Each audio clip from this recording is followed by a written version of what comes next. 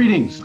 At this time of year, I'm always asked, what are the major trends going to be for the next year? And I thought today I would share with you 4 of the things that we really have our eyes on as we head into 22.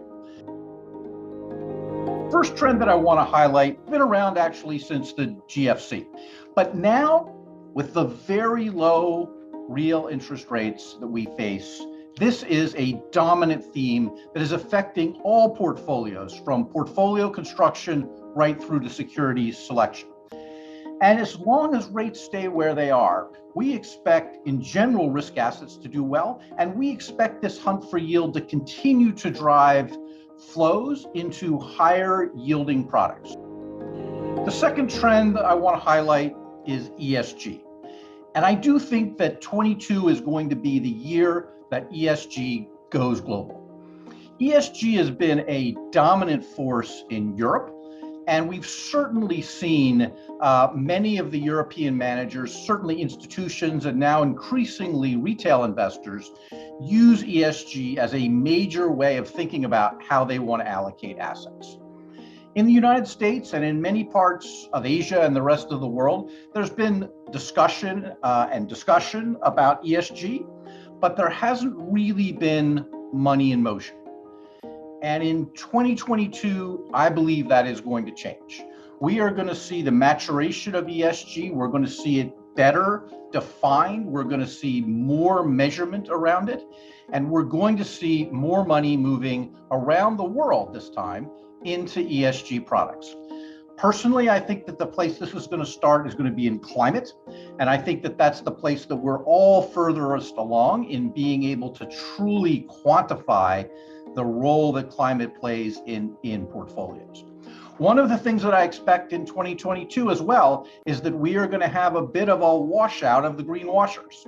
The people who have treated this as basically a bit of marketing paint are now going to be paying the price, because the really hard work that many of us, and I would include PGIM in this, have done to include hard measures of ESG in our investment process will begin to really shine through.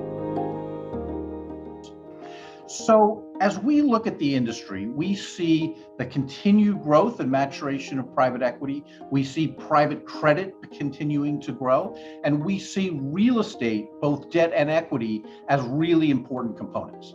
And now with right across the globe, but in particularly with the Biden administration's focus on infrastructure, that's going to be another important asset class. At PGIM, we're one of the world's largest private asset owners, and we do believe that these asset classes offer not only substantial yields over comparable publics, but actually really good longer-term credit protection in many cases because of the kinds of covenants we're able to negotiate. One of the things that's really surprised me is just how transformed a lot of the interactions that we've had with our clients. And in many ways, for the better.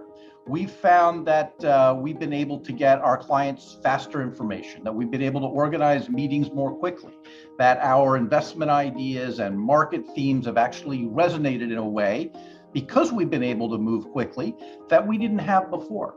And so we want to keep, I think, a broad range of ways of interacting with our clients, while of course recognizing that still in-face meetings for some topics are really important.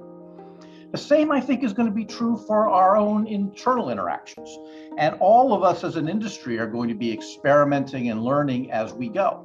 We know that there are many parts of the work from home that we actually found were very efficient and that we really liked. And by the way, none of us missed our commutes. At the same time, we all know that there's some things that really do need to be done in person. This is an industry where people and culture are the most important assets. And so coming together for investment meetings, for things where we need creativity, where we need to challenge each other quickly, we know is important. Our industry is built on mentorship. We know that doesn't happen well over Zoom, and we're going to have to be together. So 22 is going to be the grand experiment. How do we come back together for those things which are so important to great investing? And how do we maintain the levels of flexibility and productivity that we have enjoyed over the last 18 months. It's going to be fun to learn together.